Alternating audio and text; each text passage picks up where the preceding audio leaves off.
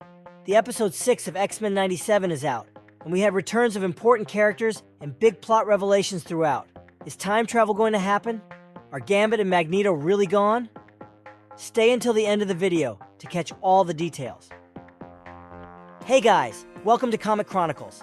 The episode in question is titled Life Death Part 2, and in this thrilling episode of X-Men 97, we are taken to the Shi'ar Empire, where it is finally revealed that Xavier is alive and about to marry Lilandra. Meanwhile, Storm and Forge confront the fearsome adversary in an intense battle, with Storm finally regaining her powers. Deathbird, Lilandra's sister, leads her army against Ronan of the Kree Empire in search of the intelligence, the being that controls the entire Kree Empire. Deathbird's army is formed by the Shi'ar Imperial Guard, a group of super beings from various places in the universe led by Gladiator, whose powers resemble Superman's, but in this case, his power comes from the self-confidence he has. Thus, this is also his weakness. Vulcan, Cyclops' brother, is also part of the Shi'ar Imperial Guard. Lilandra, Empress of the Shi'ar Empire, announces that she is getting married, and at that moment, Charles Xavier appears dressed in armor. Lilandra states that she will marry him, which causes friction with her empire. Deathbird challenges Xavier to leave Earth and have his memory erased to marry Lilandra, but the real reason for this challenge is that Deathbird desires her sister's throne, and if Xavier were to refuse, she would take her sister's throne.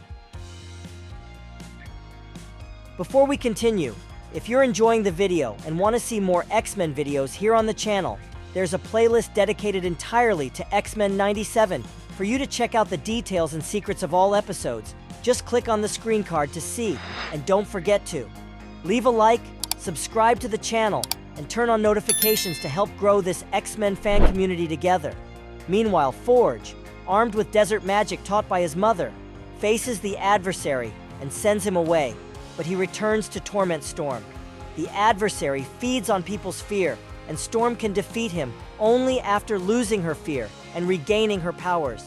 She had not regained her powers before, because for a moment, she wished to be human and stopped believing in her mutant gifts. It is clear that the machine Forge created to help Storm actually reactivated her X gene, but her fear still prevented her powers from reactivating. The scenes of this moment are wonderful. She flies to the sky in the form of lightning, and her appearance changes to match that of the comics. After that, she saves the injured Forge.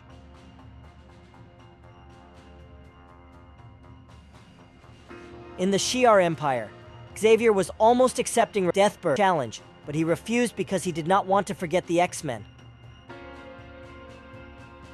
Therefore, he uses his powers to gather everyone there in an astral plane and lectures the Shi'ar. Xavier states that the Empire oppresses civilizations and considers itself superior to others, calling it a snake oil racket. He questions why they act under the law of might is right. Soon, Xavier begins to have visions of Gambit and several mutants dying, indicating that this happened at the exact moment of the Genosha massacre. He decides to leave urgently to return to his X-Men. Forge and Storm also see the events in Genosha through the news. The episode ends with the revelation that Sinister was responsible for the mutant massacre, taking DNA from Bolivar Trask to create a new Sentinel that attacked Genosha.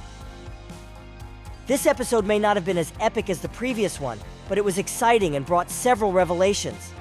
I've mentioned this in previous episode analyses, but I want to highlight again how well written the dialogues in this animation are, especially the dialogues between Professor X and Storm against the adversary.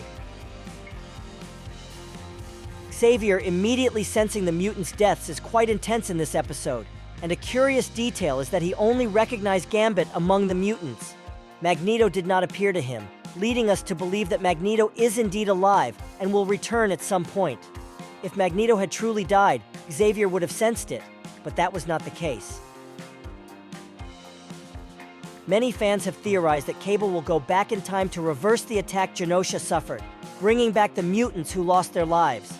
This theory makes sense, including Cable appearing again confronting Apocalypse in the episode openings, leading me to believe that besides Sinister, The true villain of this season is Apocalypse. Now I want to hear your opinion. Comment on the video if you like this episode and if you want to see more X-Men content on this channel.